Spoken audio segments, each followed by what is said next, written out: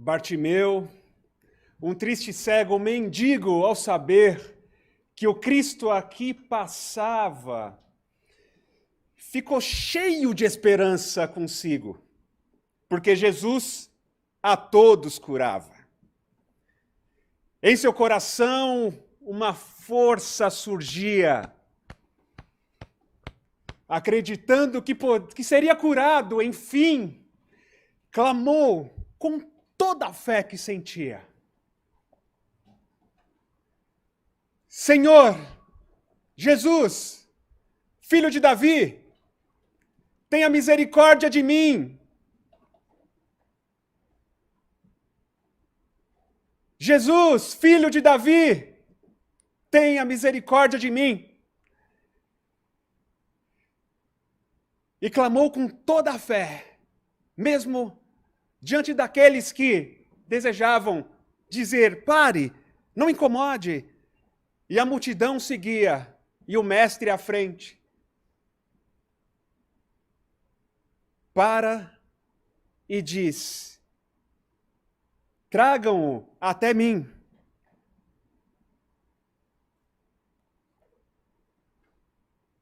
E o mestre pergunta a ele: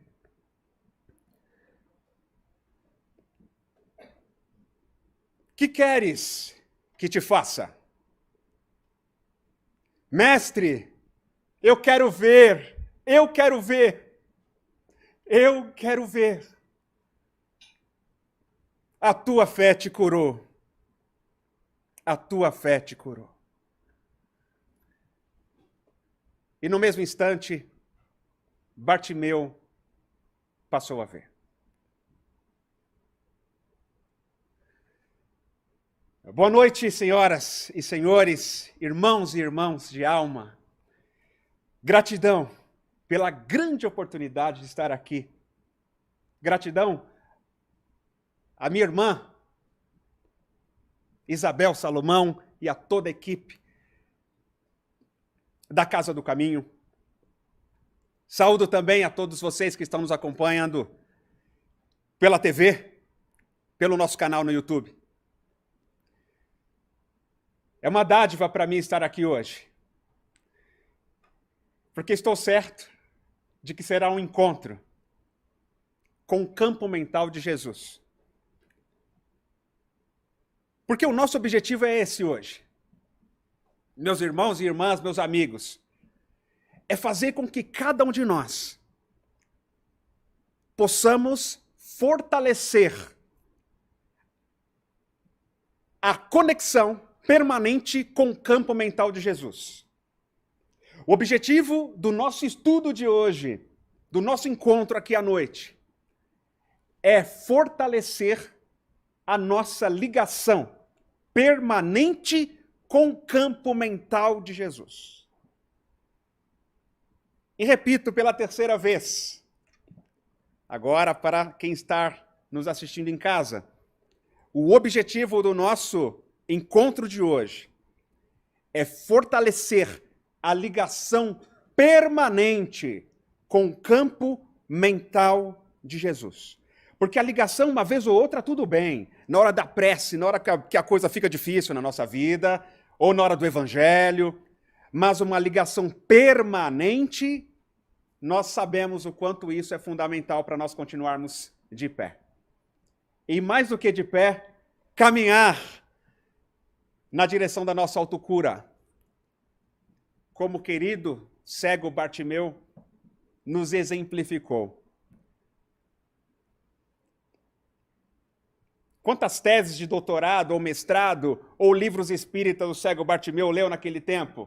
Não tinha isso. Mas ele aplicou uma fé. Um tipo de fé que pode nos fazer espíritos novos e renovados a cada situação pelas quais passamos nessa existência. Porque o reino dos céus, ou o reino de Deus, que o próprio Cristo nos ensinou, existe dentro de nós, dentro de você.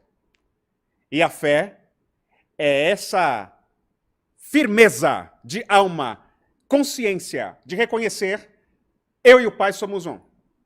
Até que nós possamos aprender a viver isto, a fé será um instrumento fundamental para que você, para que eu, sejamos capazes de amar o inimigo, capazes de olhar o próximo, aquele que chora, olhar o caído na estrada e não passar reto, mas sim parar e auxiliar, colocar óleo nas feridas e assim por diante. E por estarmos no terceiro milênio, já em 2023, alguns de nós temos uma incumbência fundamental, que é a de sinalizar a nossa volta como representantes dos nossos próprios tutores, e que além do Cristo, tantos espíritos de luz, porque o método de Jesus é o mesmo. Os apóstolos dele não eram perfeitos. E tinham vários problemas como você possui, e eu tenho. Os apóstolos do Cristo eram gente da gente. Mas como foi que eles se curaram? Então nós começamos a perceber que nós temos uma grande responsabilidade, sobretudo quando formadores de opinião, responsabilidade conosco, reverberando isso no coletivo, porque ninguém vive sozinho. Então a minha cura também é a cura do meu pai. A minha cura representa também a cura da minha filha, da minha esposa, da minha mãe. A cura de cada pessoa com quem você convive reverbera em você, porque estamos todos conectados em um circuito de ondas mentais e conexões e vínculos que muitas vezes transcendem essa existência. Assim como a dor de alguém é a tua dor também. Então, trazer junto conosco a reflexão sobre as curas de Jesus passa, gente, por esse encontro consigo mesmo.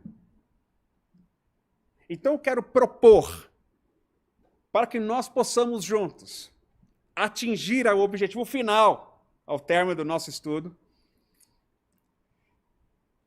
que é fortalecer a nossa ligação permanente com o campo mental de Jesus, que está aqui preenchendo o espaço, que está em cada átomo e molécula desse planeta. Por ele ser o divino escultor, há bilhões de anos que o planeta foi formado, ele já era Jesus e construiu tudo isso junto aos outros espíritos de Skol com ele. Toda a arquitetura planetária para nos receber. Então não há uma molécula, um átomo que não esteja mergulhado no campo mental de Jesus. Agora, o quanto eu crio, nós criamos sintonia com esse campo mental dele. Se cada objeto está intrinsecamente vinculado ao campo mental do mestre. Nosso objetivo final é esse, mas para isso, nós vamos convidar cada um de nós a fazermos esses movimentos práticos ao longo do nosso estudo. Eu vou pedir para todos vocês, onde estão agora, inclusive você que está em casa nos assistindo, pense agora em uma passagem da vida de Jesus com a qual você mais se identifica, com a qual você mais se sente tocada ou tocado na alma.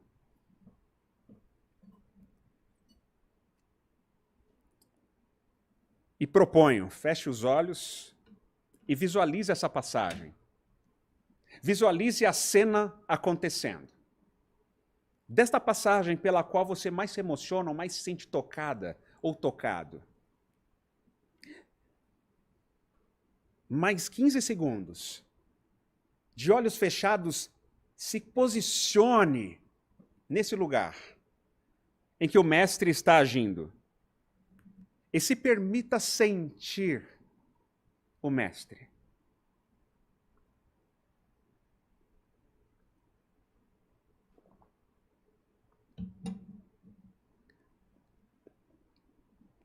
Muito bem, podemos abrir os olhos.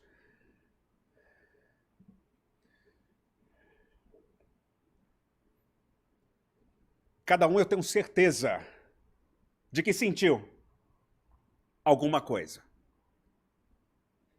Porque essa informação, ela paira pelo espaço e pelo tempo.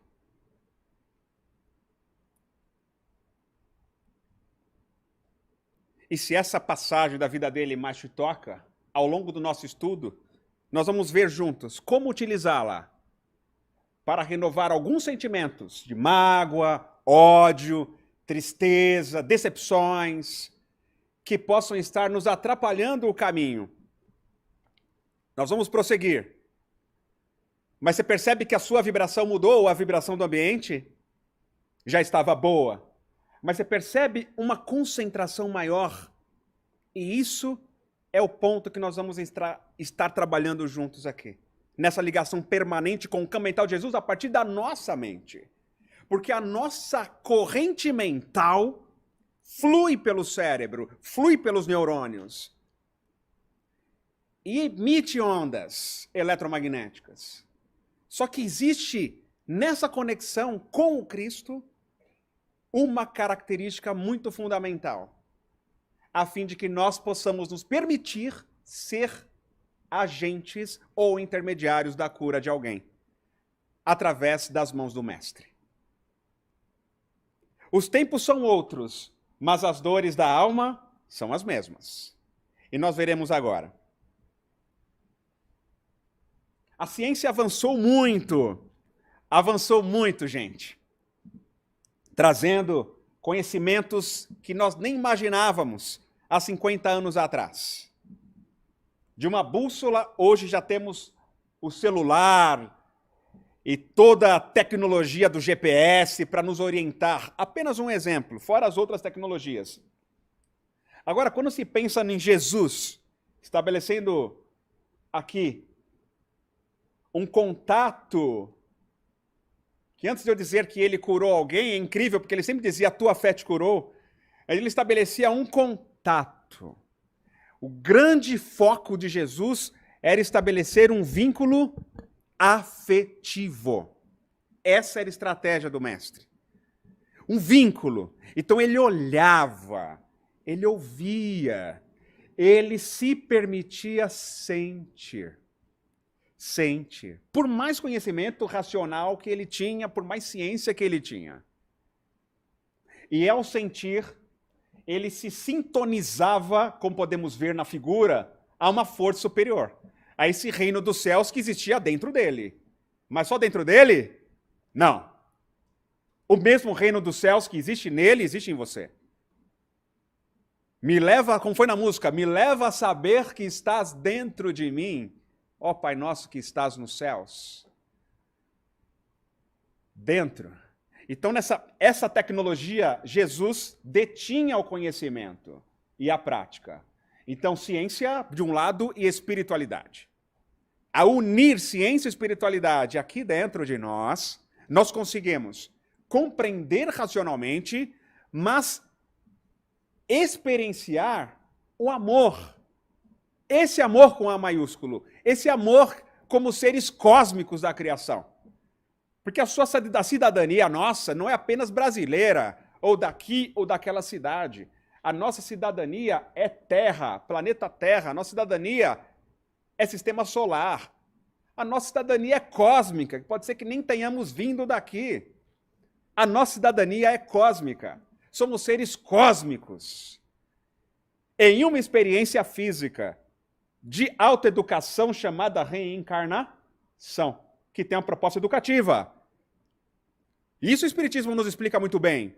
Para nós sabermos para onde ir. Por que tem tantos de nós estamos perdidos sem saber para onde ir? Porque mal conhecemos o quê? O roteiro. Que a doutrina espírita explica certinho para nós.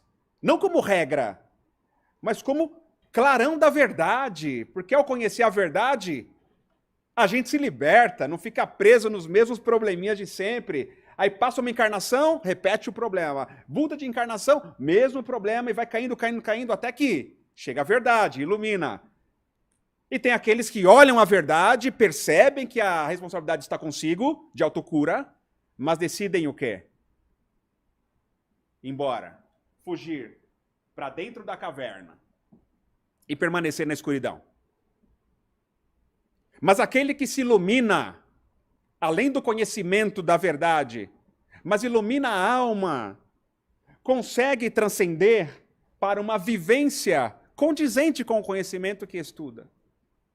E a vivência, ela é o instrumento da transformação. Por que vivenciar Jesus, pessoal? Por que vivenciar o Evangelho? Para quê? Para quê? Para que vivenciar, gente? Para transformar.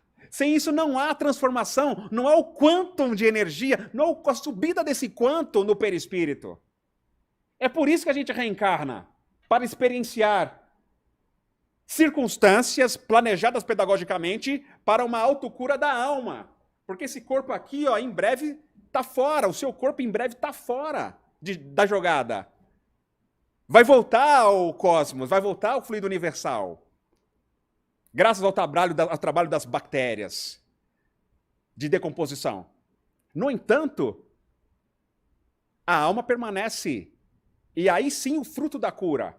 Então, não adianta reclamar do seu pai, da sua mãe, do seu marido, da sua esposa. Não adianta nem se reclamar desse presidente, ou do outro presidente, ou do prefeito, ou do governador. Reclamar no sentido de culpar lá fora a responsabilidade tua de aprendizado. Então você passa a se colocar antenado no seguinte: Senhor, o que queres que eu faça? Compreendendo você mesma como um agente da paz. Bem-aventurados são os pacificadores. Por quê? Porque eles serão chamados filhos de Deus, porque Deus é pacificador. Deus não coloca a lenha na fogueira.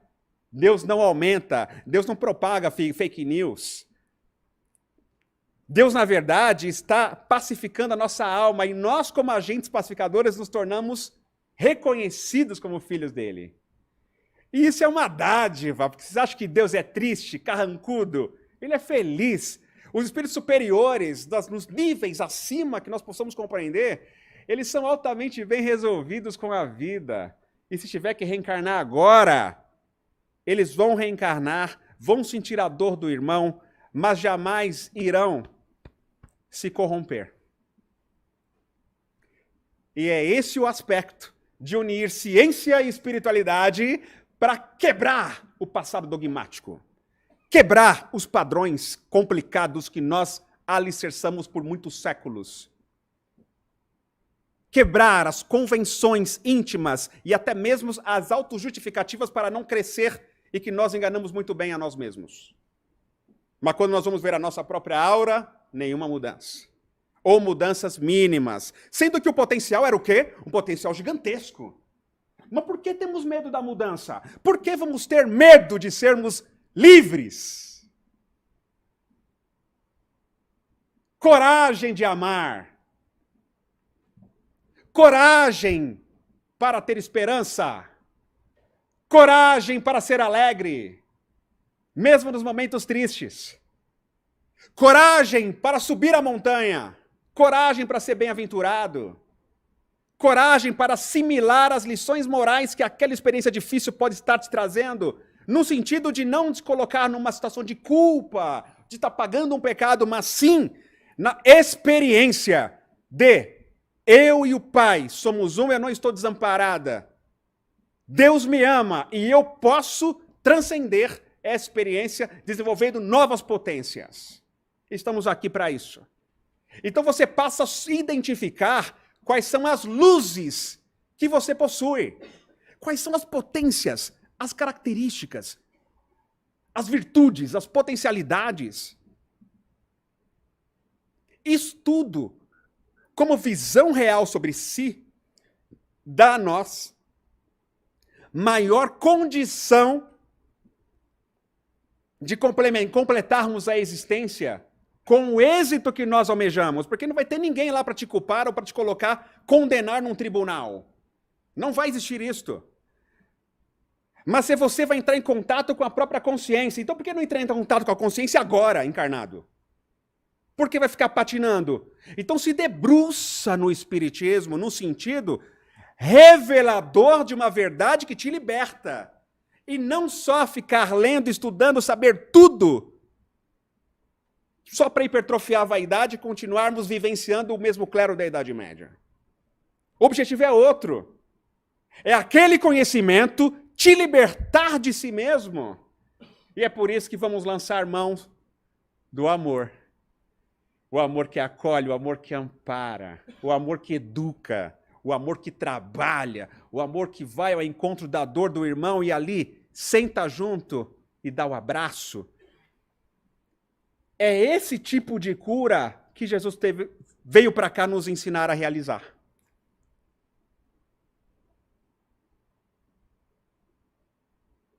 É por isso que você reencarnou bem agora, está encarnado bem na transição planetária, e eu também, estamos. Para reconhecer a dádiva do que é ser você mesmo. Olhe-se no espelho e perceba a obra divina que está ali do outro lado do espelho. Você é uma obra divina, você é um ser divino. Você é um ser sagrado, mas se sinta sagrado, se perceba um ser divino. Esperança. E você é útil para o Cristo. Se sinta um ser útil para Jesus. Independente do grupo espírita que você trabalha, ou da igreja que você trabalha, ou do terreiro que você frequenta, ou da empresa que você trabalha, é em todas as localidades ou situações, sermos esses agentes da paz. E ao conquistar a paz, você pacifica ao seu redor. E isso é a cura. A cura está aí.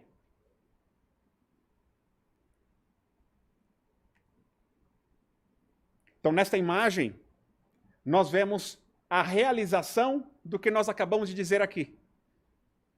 Mas para olhar as curas de Jesus, é importante o quê? Esta reflexão sobre quem eu sou mesmo? Opa, quem eu sou? Eu sei quem eu sou. De fato, quem sou eu? Onde é que eu encontro Deus aqui? Como é que eu acesso Ele? E então Deus apresenta o irmão para você entrar em contato. Uma irmã. Alguém que está em situação de rua. Alguém doente no hospital. Para você entrar em contato com quem? Com Deus. Porque tive fome e me deste de comer. Tive sede e me deste de beber. Estive preso e foste me visitar. Estive no hospital e foste me ver. Estive nu e me vestiu. Quando é que fizemos isso para o Senhor? Para cada um desses pequeninos que o fizeste o bem, é para quem? Para mim que estão fazendo. Segundo Jesus nessa parábola, mostrando a relação entre nós e Deus no próximo. Entre nós e Deus no próximo. Por isso que amar o próximo é semelhante, e o próximo como a si próprio, é semelhante a amar a Deus acima de todas as coisas. Porque é para Deus, no próximo que estamos fazendo. Nunca é para o seu chefe, nunca é para o outro. É entre você e Deus.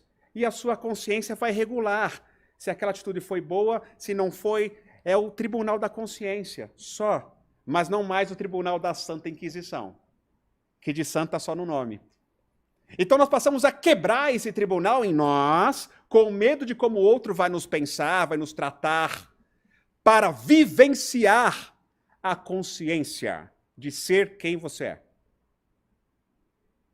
E sentir-se responsável por você. A minha consciência é meu guia e para expandi-la eu preciso estudar, me dedicar, trabalhar, fazer o bem, aprimorar, lapidar. E nessa condição, como ocorreu com os apóstolos, eles passam a ter uma outra vida. E nós passaremos a ter uma outra vida. Eles tiveram uma vida nova a partir desses renascimentos.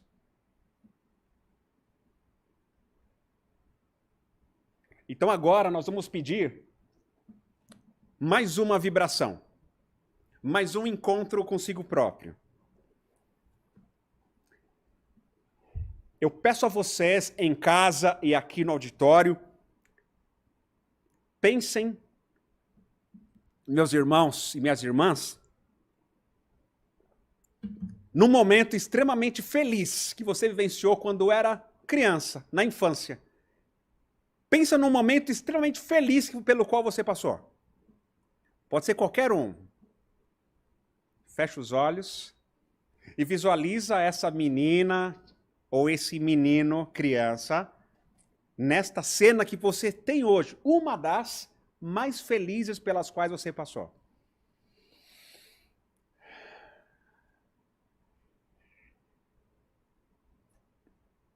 Isso. E agora, podemos abrir os olhos. Procura sentir essa alegria, essa felicidade. E daqui a pouco nós vamos continuar o porquê disso. Jesus também disse, vinde a mim as criancinhas. O reino dos céus, não é? É semelhante àqueles que assemelharem a ela. Vamos olhar para cá. Jairo, desesperado, vai atrás do mestre. Mestre, minha filha está morrendo. Minha filha está morrendo, ela é criança. Ok, vamos lá, Jairo. Eu vou até você, me leve até a sua casa. E Jesus e a multidão seguem para a casa de Jairo. E então, caminhando, de repente, Jesus sente um vácuo. Alguém me tocou. Alguém me tocou. E ele diz, alguém me tocou. Os apóstolos dizem, mas mestre, a multidão está nos apertando aqui. Como assim, mestre? Alguém lhe tocou? Sim, alguém me tocou, porque de mim saiu uma energia, saiu uma virtude. E ao olhar para o chão, uma mulher, na suposta escuridão, aparece. E se apresenta dizendo, mestre, eu sofro de hemorragia há 12 anos, já gastei uma fortuna, não tenho mais dinheiro nenhum com tratamentos. Mas eu tinha certeza de que se eu tocasse nas suas vestes, Senhor, eu seria curada. E ela toda envergonhada, com medo, mas e agora eu estou curada, mestre? E ele diz, filha, a tua fé te salvou, vá em paz. Vá em paz. Vá em paz. A tua fé te curou. E então, nesse momento, chega alguém da casa de Jairo e diz, Jairo, a sua filha morreu. Não dá mais tempo. Jairo começa a chorar, triste, e já de cabeça baixa, segue para ir embora. E então, Jesus afirma com firmeza para Jairo, Jairo, não tenha medo, tão somente creia, crê, não tenha medo, creia. E nisso, Jesus está pedindo para Jairo manter o campo mental na frequência o quê? Elevada, numa outra frequência. Porque se Jairo parasse de crer, como é que ele seria a ponte, o instrumento para que Jesus pudesse estabelecer o tratamento necessário? E ele mantém, Jesus começa a sustentar o campo mental de Jairo até chegar na casa dele. E então, ao chegar na casa de Jairo, as pessoas até afirmaram, ela já morreu, não adianta mais. E aí ele até diz, olha, vocês conhecem a morte e eu conheço a vida. Vamos entrar no quarto. E aí deixa a multidão para fora, entra no quarto da menina. Os pais, Jesus e alguns dos apóstolos, até que ele diz à menina, levanta, Talita kutumi, levanta a menina. E aí nesse processo, nesse tratamento, ela volta ao corpo físico, reacopla, molécula por molécula do perispírito nesse corpo e acorda. E essa criança abraça os seus pais com uma felicidade indizível, talvez próxima a esta felicidade que talvez vocês tenham sentido ao lembrar do momento feliz da sua infância.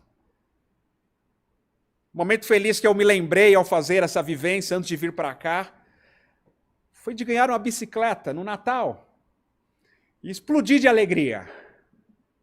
Com 5 anos de idade, foi uma das alegrias.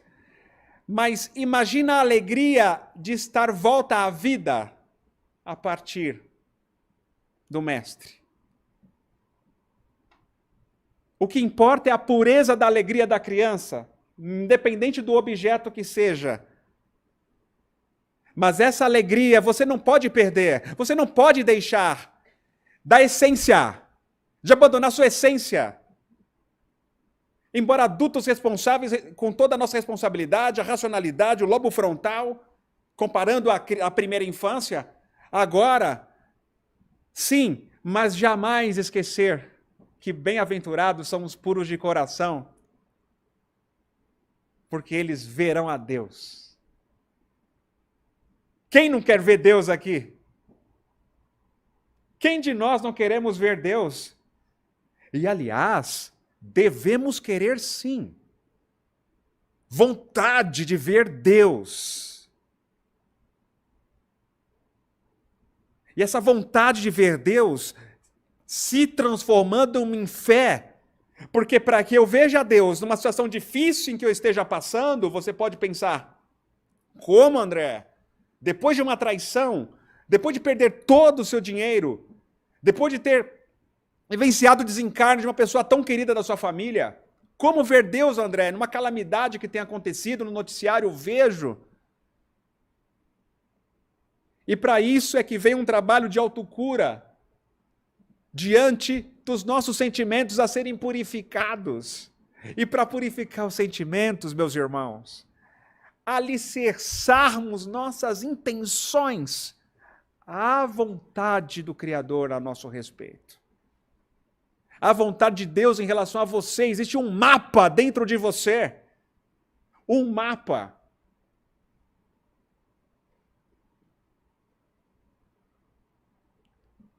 E esse mapa é esse desejo, essa vontade específica de Deus em relação a você nesse momento. Porque a tua missão, o teu aprendizado é um, o meu é outro. Você nasceu com o seu corpo, eu nasci com o meu. Não adianta que todos sejamos igual uma boiada. Não dá. Então o processo de purificar sentimentos, ele é um mecanismo de autocura, a fim de que nós tenhamos uma visão ampliada sobre a vida. E muitas vezes você está vendo um grande problema, mas porque se você limpa o para-brisa, você passa a enxergar melhor. Assim como no carro, num dia de chuva. Mas André, está tudo tão difícil, as coisas estão muito ruins. Pois é. Vamos limpar a nossa tela mental, vamos purificar nossos sentimentos, porque não é assim que os bons espíritos estão vendo. Nós temos uma impressão, a grande parte, que não aplica o ensinamento do Cristo ou da doutrina espírita para transformar seus sentimentos e purificar seus sentimentos, entra em desespero. E vimos isso na pandemia. Quantos de nós, espíritas, perdemos a cabeça, não conseguimos nos manter de pé? Muitos de nós, espíritas, estamos doentes em termos de depressão, pânico. Mas, poxa, se eu tenho a doutrina do Consolador, ela não está me consolando e não me consolou para passar por isso? O que acontece com a pessoa quando ela não vê isso? Vai embora, não volta para o centro. Termina a pandemia, volta o trabalho normal e as pessoas não voltam. Isso no Brasil todo tem acontecido, porque nós viajamos em palestras e a situação é a mesma. Muitos centros espíritas ainda estão mais vazios. Mas existe aqui o que é a necessidade de compreender que há uma esperança. Essa mesma esperança que o cego Bartimeu sentiu de ser curado. E nós fazemos da esperança um capacete que nos protege que nos mantém seguindo em frente. Olha para o seu marido e sinta esperança de você se tornar uma pessoa melhor pela convivência com ele, ao invés de ficar exigindo que ele mude. Olha para o seu filho que possa estar hoje deprimido ou nas drogas. Olhe para ele com esperança, tanto para você quanto para ele. Porque Jesus também mostrou nesse processo de autocura um tratado de esperança.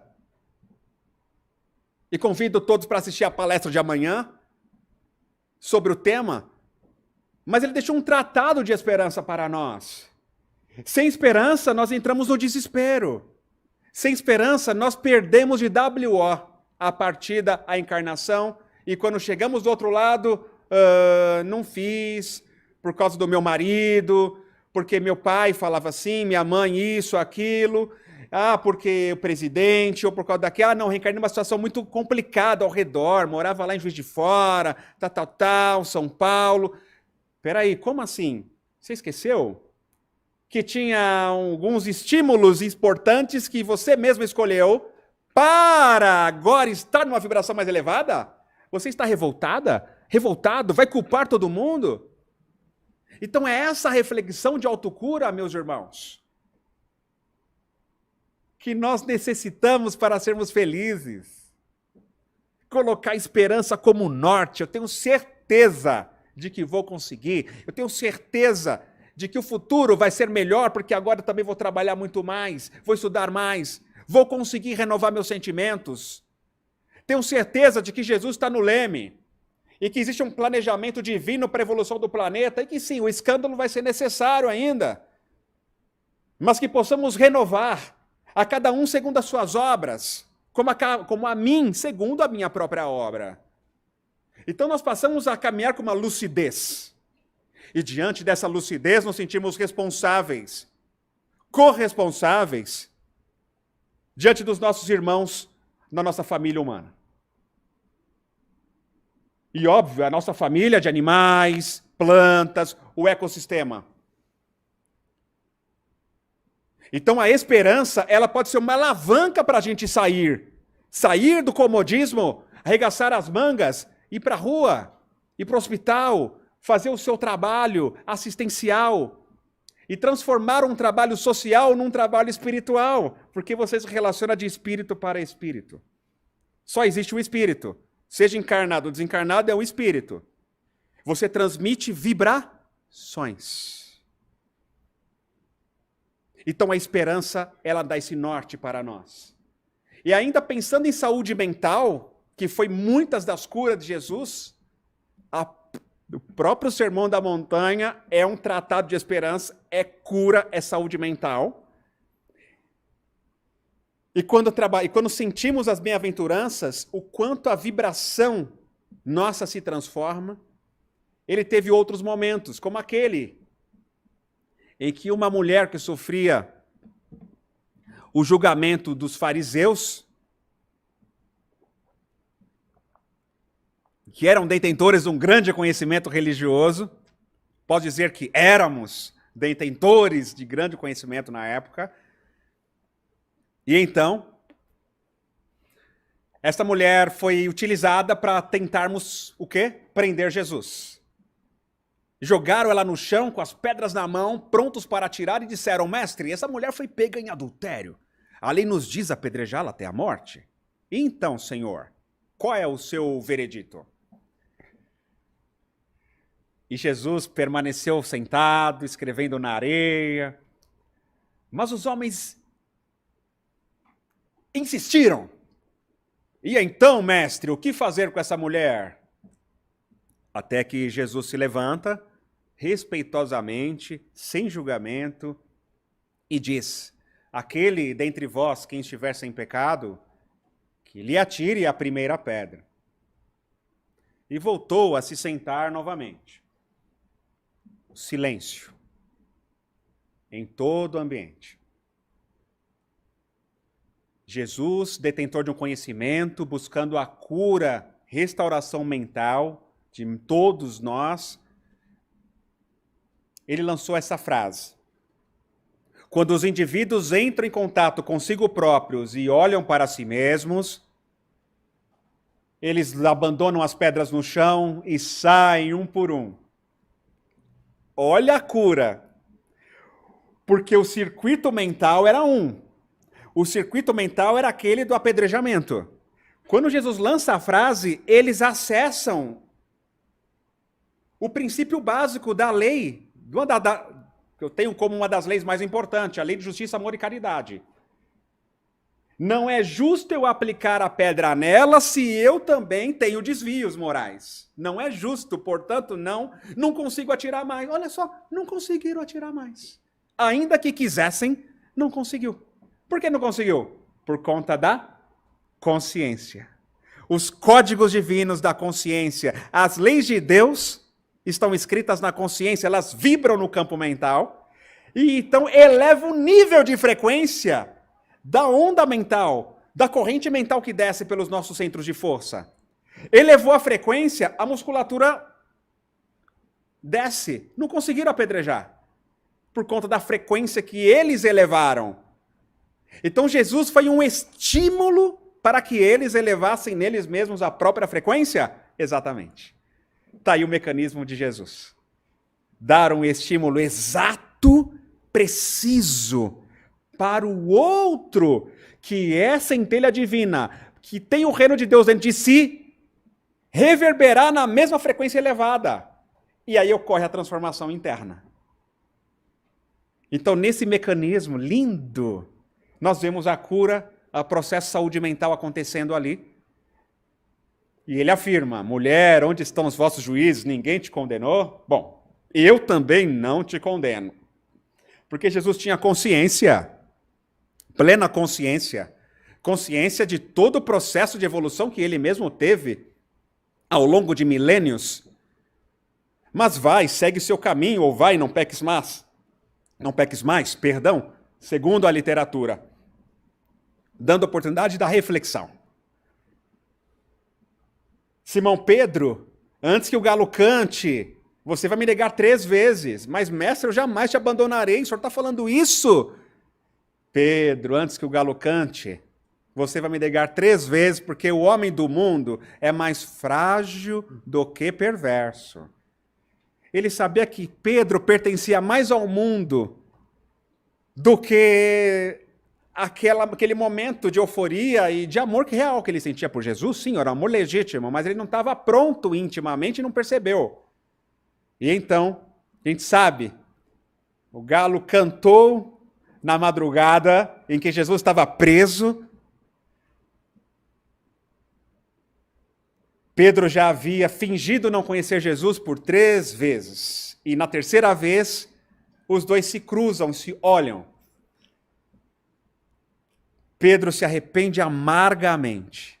Acompanha todo o drama do Calvário distante, sentindo-se culpado.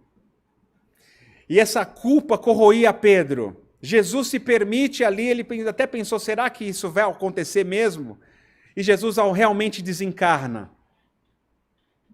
Primeiro dia ele estava muito mal, segundo dia também, até que Maria Madalena chega correndo e afirma: o mestre está vivo, eu vi Jesus.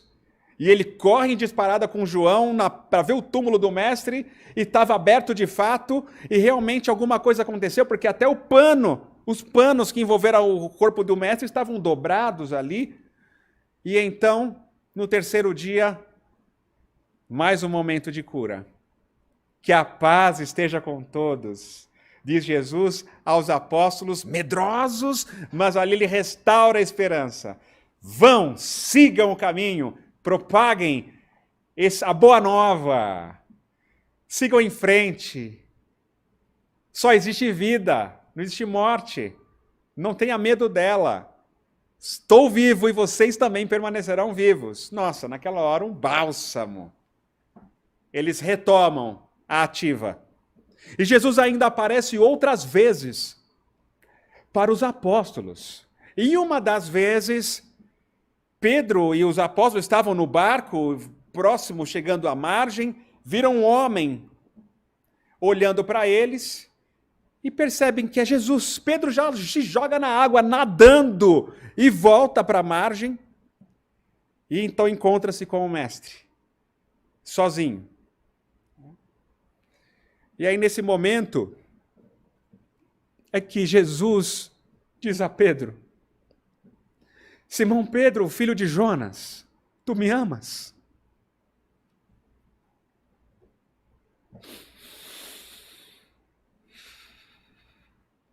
Sim, mestre, eu te amo. Então apacenta as minhas ovelhas.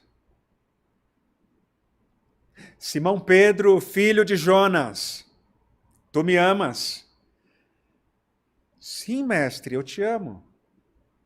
Então apacenta os meus cordeiros.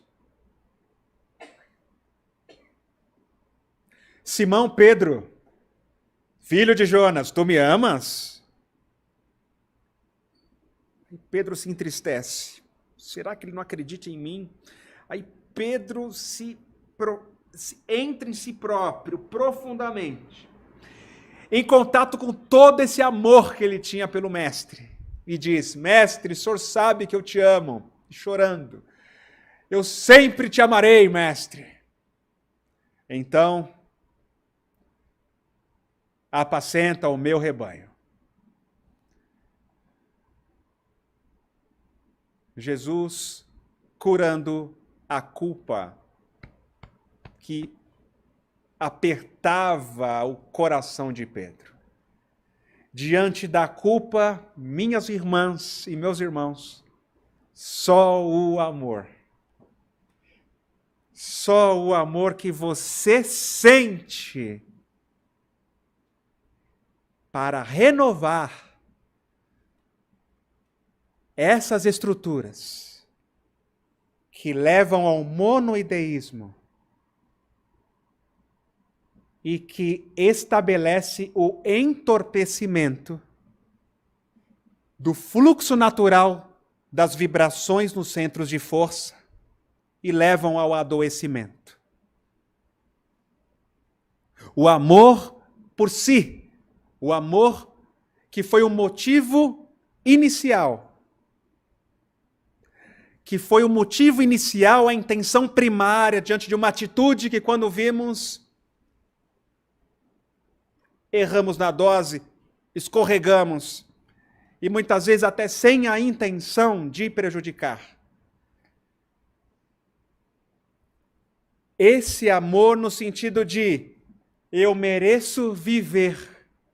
O amor na frequência de eu sou digna, eu sou digno de muito amor, apesar de eu sentir que eu não mereço.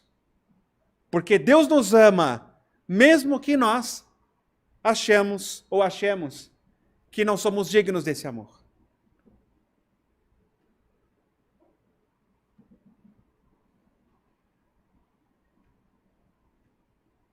E é por isso que eu convido a vocês, minhas irmãs e irmãos, e você que está em casa, a fechar os olhos, olhando para si próprio e afirmar com convicção para si mesmo o comando: eu sou filho de Deus. Eu sou filha de Deus vivo. Portanto, eu sou digna de muito amor. Tente afirmar para si mesmo, afirme. Ainda que ao dizer, eu sou digna de muito amor, você sentir alguma resistência. Se sentir uma resistência, que bom, é sinal que você está percebendo a necessidade de renovar um circuito de culpa, talvez, ou algum outro circuito. Não importa qual é agora, mas o importante é que a verdade seja dita de você para si. Eu sou filho de Deus. Eu sou filha de um Deus vivo, vivo dentro de mim mesma, dentro de mim mesmo. Portanto, eu sou digno de muito amor. Eu sou digna de muito amor. Podemos abrir os olhos. Eu sou digno de muito amor. E quanto mais você admitir, quanto mais nós admitirmos que, de fato, somos dignos de muito amor, eu sou digno de muito amor, nós poderemos ter a chance de escolher uma vida nova nesta vida. Nesta mesma vida. A cada dia, restaurando as próprias forças que o próprio autoaniquilamento íntimo possa ter causado. E sobre sentir-se digno de muito amor, não podemos esquecer dela. Maria de Madalena. Uma das curas de Jesus que para mim são uma das mais poderosas. Talvez eu me identifique com cada uma delas, porque é como se fossem as mesmas dores. Em ressonância. Maria Madalena, ela ouviu Jesus falar e ela falou, que amor é esse que preencheu a minha alma? Eu que tenho sede do verdadeiro amor, agora eu me sinto preenchida. E ela volta depois disso para a opressão, a íntima, a angústia, a tristeza. Até que ela decide ir até a casa de Pedro em Cafarnaum, sabendo que Jesus estava lá, e conversa com o mestre. Mestre, eu ouvi a vossa palavra consoladora e venho ao vosso encontro. Tendes a clara evidência do céu e podeis adivinhar como tenho vivido. Sou uma filha do pecado, todos me condenam. Entretanto, mestre, observai como tenho sede do verdadeiro amor. Minha existência, como todos os prazeres, tem sido estéril e amargurada. Ouvi o vosso amoroso convite ao evangelho, desejava ser uma de suas ovelhas, mas será que Deus me aceitaria, mestre? E ali ela começa a chorar. Será que Deus me aceitaria? Porque não me sinto digna de. E esse reconhecimento íntimo, ele é importante, ele é um passo, é um momento de humildade. Mas Jesus não deixa ela nesse patamar. E aí é que vem o mecanismo de cura no sentido de terapêutica, e que recomendo a todos a buscarem no livro Boa Nova, de Humberto de Campos, capítulo Maria Madalena, na íntegra, esse diálogo que acabo de mostrar aqui. Livro Boa Nova, de Humberto de Campos, psicografado por Chico Xavier. E nesse diálogo, eu vou ler apenas um trecho. Maria, levanta os olhos para o céu e regozija-te no caminho, porque escutaste a boa nova. A boa nova do reino, e Deus te abençoa as alegrias. Acaso poderias pensar que alguém no mundo estivesse condenado ao pecado eterno? Onde então o amor do nosso Pai? Nunca viste a primavera dar flores sobre uma casa em ruínas?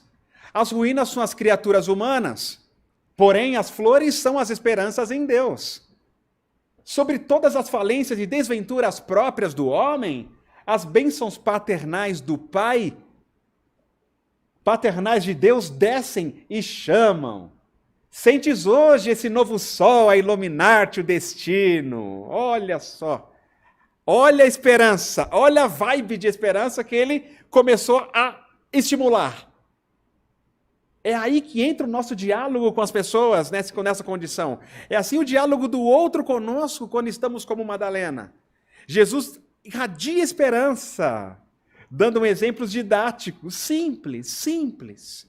Sem muita teoria fantasmagórica ou doutrinária. A teoria doutrinária é importante para nós. Mas diante do irmão, nós precisamos falar a linguagem que ele está na sintonia para nos ouvir. E olha que lindo esse processo terapêutico. Ele diz, caminha agora, Madalena, sob a sua luz, porque o amor cobre a multidão dos pecados. No entanto, Senhor, tenho amado e tenho sede de amor. E chora novamente. Sim, tua sede é real. O mundo viciou todas as fontes de redenção. E é imprescindível. Compreenda que em suas sendas a virtude tem de marchar por uma porta muito estreita. Geralmente o homem deseja ser bom como os outros, ou honesto como os demais, esquecendo que o caminho onde todos passam é de fácil acesso e de marcha sem edificações. E realmente nós vemos isso nos dias de hoje. O caminho é de fácil acesso. Nós vemos coisas milagrosas para você mudar de vida, etc. E cadê? E sem edificações, sem construções. Que obra? Que obra vai fundamentar? Que tipo de espiritismo você segue? Que tipo de ensinamento você segue? Percebe? O que você tá, quem você está seguindo? Espíritas? Você está seguindo oradores espíritas? Você está seguindo quem? Essa reflexão é importante porque é preciso nós pensarmos em obras. E a referência fundamental, o Mestre, o Cristo, onde a nossa consciência ser o nosso guia. Por isso a reflexão constante, o estudo constante, até que isso se torne um hábito de vida. Então aqui a referência que reconhece-se o cristão pelas suas obras. E qual é a obra? Que obra é esta? Olha que lindo. Até que Jesus diz, a virtude no mundo foi transformada na porta larga da conveniência própria. Da conveniência própria. Os que amam, os que lhes pertencem ao círculo pessoal, os que são sinceros com seus amigos, os que defendem seus familiares, os que adoram os deuses do favor. Deuses do favor.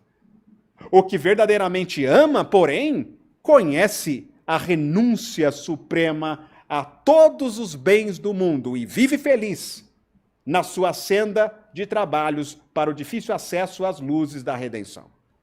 E essa renúncia suprema a todos os bens do mundo não é você largar suas coisas, não é você deixar de pagar suas contas, parar de ter dinheiro ou viver uma vida de pobreza no sentido de na miséria. Nós vamos nos tornar uma carga para a sociedade, não é isso.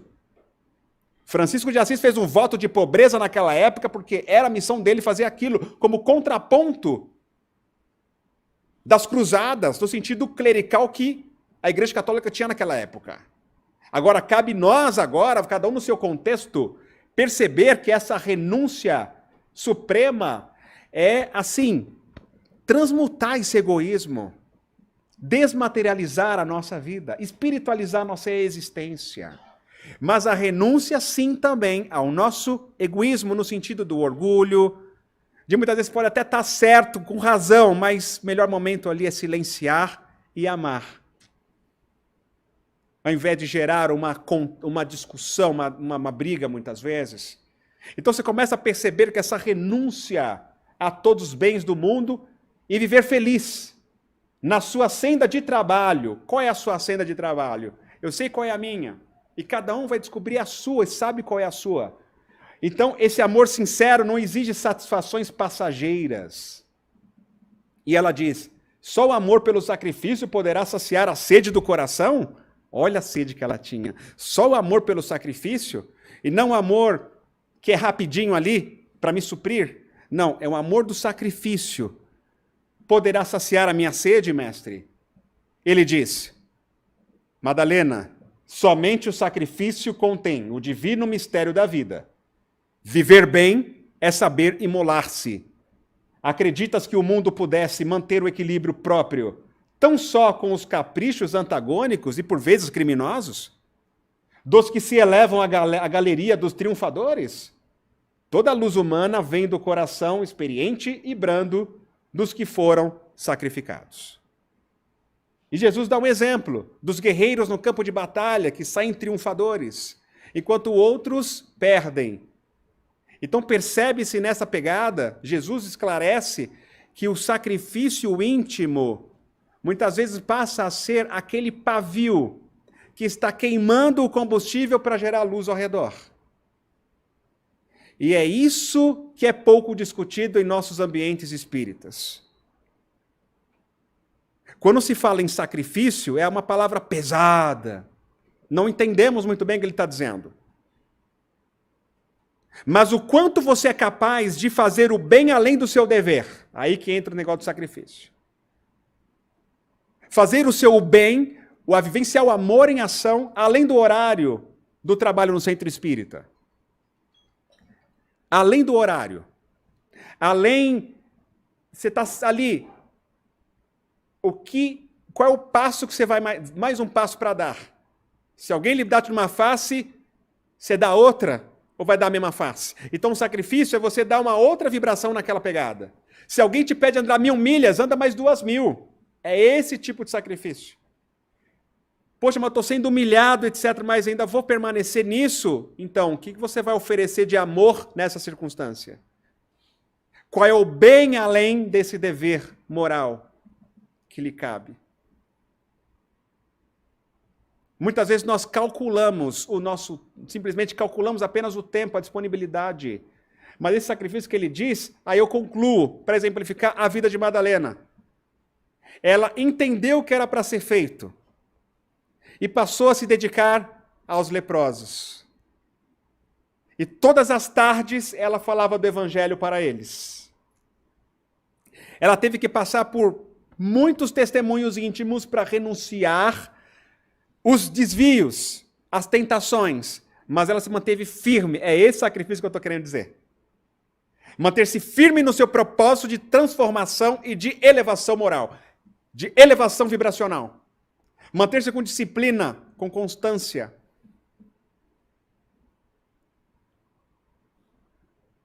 E muitas vezes até mesmo financeiro, você investir nisso, na sua evolução, que é a evolução do nosso próximo também. Então, nesse ponto, ela compreende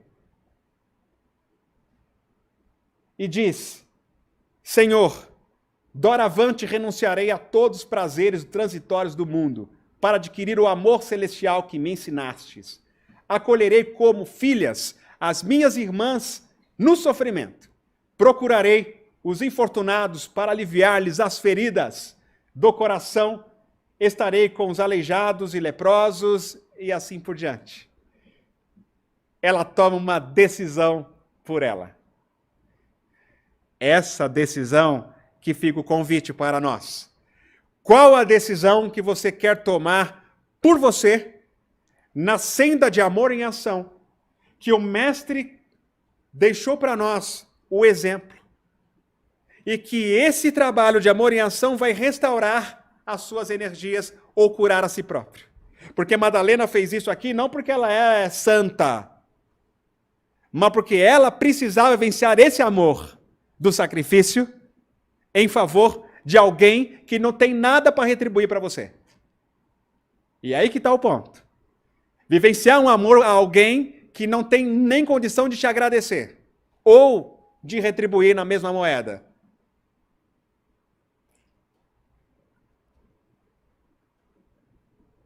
Então essa decisão é muito íntima e pessoal. E aí nós vamos partir para o final, quando ela, depois desse diálogo, decide entrar na casa do fariseu, que Jesus estava lá. Se joga nos pés de Jesus, começa a lavar os pés dele com uma água perfumada. As lágrimas desciam de gratidão, de reverência. Esse tipo de reverência é algo tão forte, é uma humildade tão forte, que o Chico Xavier tinha muito isso. Ele dizia, Nosso Senhor Jesus Cristo. Na fala do Chico, ele trazia Jesus como Nosso Senhor Jesus Cristo. Ele sentia aquele como um Senhor. Então ali, quando ela se debruça nos pés de Jesus, ela reverencia a grandeza dele na vida dela, que a levou à decisão. Mas os fariseus, olhando, já pensa, se esse Jesus fosse profeta, realmente saberia que essa mulher era uma pecadora. Só pensou isso. E Jesus escutou e conta uma parábola e esclarece ao fariseu que a lei do Criador é misericórdia, que na verdade é o momento de recomeçar a vida. Agora, os pecados dela são perdoados porque ela decidiu recomeçar, ela teve uma fé e decidiu recomeçar. E você está aqui, não me ofereceu nada, ela lavou meus pés com as lágrimas dela, enxugou com os cabelos.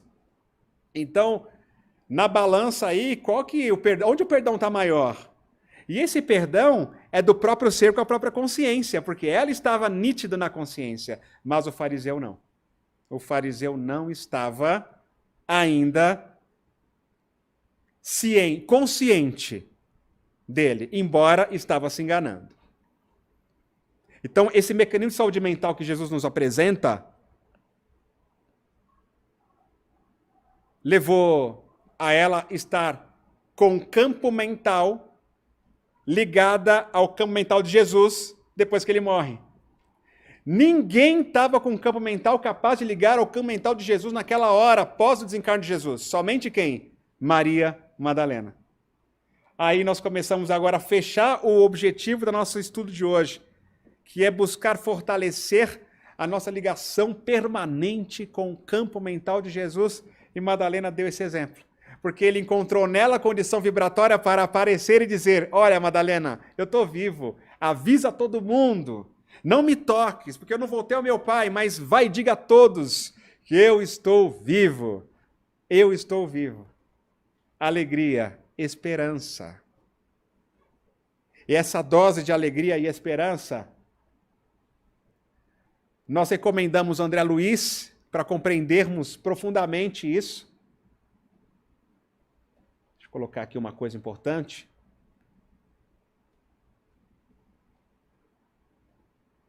Vocês estão vendo que nós temos um conteúdo, acho que para uns 4 eventos, né? O que eu quero trazer é que quando nós estamos com a nossa vontade acionada, a nossa vontade vai excitar as partículas mentais que fluem no cérebro e que a nossa ciência oficial ainda não detectou, mas nas obras de André Luiz estamos baseando nela, que o conhecimento científico fenomenal de André Luiz, que antecipa descobertas científicas, que nós temos os átomos mentais, uma corrente mental, e é a vontade quem leva a uma excitação desses átomos mentais que fluem pelos neurônios. Imagine uma corrente elétrica passando pelo fio, uma corrente elétrica passando pelo computador. Imagine que no cérebro a corrente mental flui, em analogia ao que eu falo da corrente elétrica no equipamento eletrônico. Então a corrente mental flui pelos nervos, pelos neurônios, pelo nosso sistema nervoso central, nosso sistema nervoso, por todo o nosso corpo. E esta corrente mental, os átomos que compõem essa corrente mental, eles estarão excitados conforme a vontade que nós estabelecemos. A vontade como atributo trazido por Leon Denis como alavanca de progresso. Então, quando Jesus deu um estímulo, por exemplo, a Madalena, de esperança, acionou a vontade dela. Ela percebeu que era possível mudar. Quando ela acionou a vontade dela, ela mesma decidiu: não, a partir de agora eu vou mudar, eu vou para um novo caminho, eu quero mudar de vida, eu quero renascer. É aí que entra a intimidade da intenção, que é a manifestação da vontade. E quando o nosso cérebro está vibrando um sentimento determinado, isso é irradiado à nossa volta, ao nosso redor, na forma de ondas mentais. E quando estamos diante de alguém, observe, por exemplo, uma pessoa que possa estar com seu campo emocional em paz, vamos supor, você em paz, uma outra pessoa numa situação eventual de culpa ou medo, ou alguma outra vibração, algum outro estado de sentimento. O seu pensamento, a sua intenção em relação a essa pessoa, vai fazer com que, observem na tela agora, você irradia ondas mentais na direção do cérebro do outro indivíduo. Se você está irradiando paz, mas como assim irradio paz, André? A paz ela é construída. Esperança, amor, alegria, reflexões, respeito, compreensão, são vibrações que compõem a paz. Nesse sentido, ao olhar, ao vibrar, ao sentir, olha o que vai acontecer com o cérebro da outra pessoa, porque ela vai receber um estímulo vibratório elevado e de dentro dela, esse reino dos céus reverbera, traz um retorno, um reflexo e restaura Aí o próprio espírito restaura a si próprio a partir do estímulo. Por isso, a lei de sociedade é uma lei. Nós só evoluímos em sociedade. Precisamos um dos outros. Só que nessa de irradiar de nós para o outro, quem se ilumina primeiro? Nós. Por isso que fora desta caridade, fora do amor em ação, não há salvação mesmo. Salvação no sentido de restaurar as forças íntimas, sem você se despir no sentido do orgulho, do egoísmo, ir ao encontro da dor do próximo, não tem como restaurar o perispírito das energias perniciosas alicerçadas em séculos de corrupção. Então, o que nós precisamos hoje é ir ao encontro à dor. E por isso o Dr. Bezerra de Menezes, em 2010, me disse: André, vai ao encontro à dor. Eu estava numa situação muito difícil comigo mesmo. Sabendo tudo de doutrina espírita, me sentindo o doutor do espiritismo, porém, conhecimento não condizia com o que eu sentia. Não tinha coerência o conhecimento com aquilo que eu sentia e com o meu comportamento. Então entra em conflito existencial. Para que eu sei tudo isso se eu estou nesse estado emocional? Se não tolero essa situação? E aí ele vem e me diz: vai ao encontro da dor. Vai ao encontro da dor do irmão. Foi quando eu entendi que no meu caso eu precisava ir para a rua. Em São Paulo hoje são mais de 48 mil pessoas em situação de rua. E ali eu me encontrei. O meu espaço de autocura. No evangelho com as crianças, no contato com adolescentes de 14, 15 anos, dependentes químicos. Ali era o meu hospital. E diante de muitas coisas que eu experienciei durante esses anos, eu pude entender que eu não ia mudar a vida de ninguém, que eu não ia salvar a vida de ninguém ali.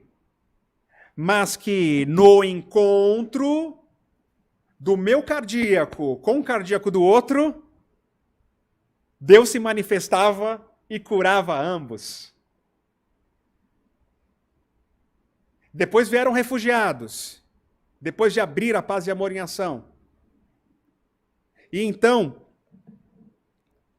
eu termino o tema As Curas de Jesus com a cura que Jesus promoveu em mim. Não tenho moral nenhuma, digamos que consciencial, para talvez falar de Jesus, talvez o amor por ele sim. Mas na prática, meus irmãos, a cura que ele estabeleceu em mim foi profunda, mas bem aproveitada quando eu fui entrar em contato com a dor do irmão.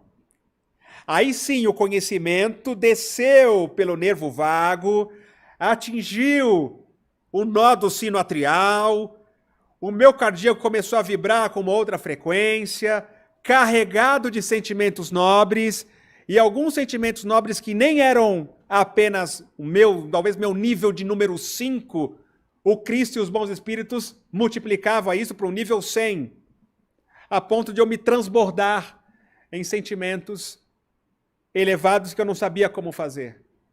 Mas que quando eu voltava para a minha vida diária, na família, no trabalho profissional, eu já estava diferente. Então eu compreendi e me conscientizei que eu precisava vir ao encontro à dor para fazer a minha autocura. Aí sim Jesus conseguiu ter eficácia comigo. Não porque eu ajudava as pessoas em ação de rua, mas porque eu me ajudava através do encontro. Porque entregar uma marmitex ou um sanduíche, o iFood faz, qualquer um pode entregar. Agora, conectar uma alma humana com outra alma humana que está ali, suja, e em uma situação de vulnerabilidade extrema, e ocorre um abraço, e sem medo de pegar uma doença, eu acho que esses foram desafios importantes que me fizeram transitar de doutor da lei para um ser humano. Quando eu falo doutor da lei, no sentido que eu sei quem eu sou e quem eu fui. Talvez você saiba quem você é. Então, nisso, eu comecei a agradecer a Deus por essa cura que Jesus tem me feito. E agora a maior alegria é poder convidar tantas pessoas para, em várias cidades do Brasil ou do exterior, também ir ao encontro da dor. Seja pelo seu grupo espírita, ou seja você organizar na sua família, uma vez por mês ou um dia por semana, de levar 10 lanches para quem está passando fome na rua, porque não é o lanche que vai curar a pessoa, e nem a você. Mas o lanche é um pretexto para você entrar em contato, para que Jesus se manifeste, os bons espíritos ali, no sentido de, oi, tudo bem? Eu sou o André. Quem é você? E a pessoa conta a história dela. Eu conto a minha história. Somos irmãos. E aí é onde Jesus nos intui para uma palavra ou então para o silêncio. Porque eu muito aprendo também com o que aquilo outro ensina. Então, meus irmãos, eu encerro, e vou colocar o meu slide preferido. Isso aqui é para deixar um pouco de gosto de, no futuro estaremos juntos de novo para mais temas. Que é quando Jesus diz, amai-vos uns aos outros, como eu vos tenho amado.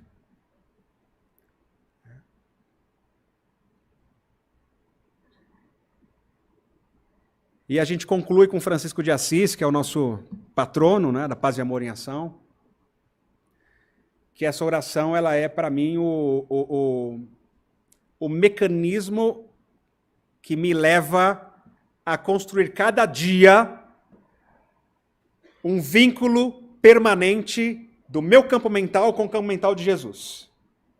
Senhor, fazei-me um instrumento de tua paz. Fazei-me um instrumento da tua paz. De uma paz que eu não estou sentindo agora, por exemplo, de repente. Mas, Jesus, faz-me um instrumento da tua paz. E ao me vestir com a sua paz, onde houver ódio, que eu leve o amor. Serei um instrumento ativo, proativo. Assuma a minha responsabilidade. É isso que essa oração traz. Você assume a si próprio, mas se coloca a primeira frase é a humildade. A ligação permanente com o campo mental de Jesus se estabelece na humildade. Senhor, fazei de mim o instrumento seus de sua paz. Onde houver ódio, que eu leve o amor. Onde houver ofensa, que eu leve o perdão.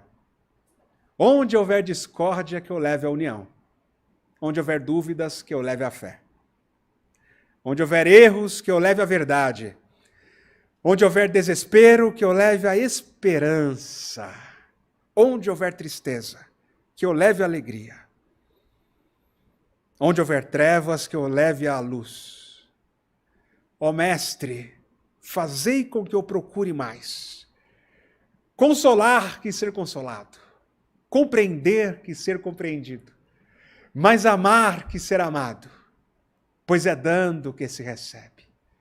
É perdoando que se é perdoado. E é morrendo que se vive para a vida eterna. Com total certeza de que eu sou um filho de Deus. E que nós somos filhos de Deus. E que o planeta Terra é e será um mundo regenerador. E nós conseguiremos afirmar um dia, em breve, eu venci o mundo. Como Jesus disse para nós, tem de bom ânimo, porque eu venci o mundo. Que o bom ânimo, que a esperança, que a certeza, que tudo já deu certo, que tudo se constrói e que você já está plena e com todas as ferramentas para construir essa felicidade, a partir da dignidade de ser muito amado, de ser digno de muito amor, que o Mestre acompanhe cada um de nós nessa jornada redentora. Paz, alegria E lembremos, bom ânimo, porque servir ao Mestre Jesus é privilégio. É o nosso privilégio. É a dádiva. Sigamos ao encontro à dor e certamente também seremos consolados. Muita paz a toda a equipe da Casa do Caminho, muita paz a todos os internautas aqui no YouTube, que o Mestre abençoe a cada um de nós. Deixamos o nosso contato de São Paulo para quem tiver interesse em falar com a gente. Um beijo no coração de vocês. Excelente semana de Kardec para todos nós. Obrigado.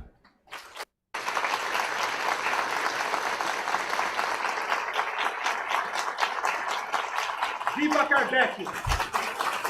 Viva Kardec! Viva Jesus, nosso Mestre! De amor e de paz.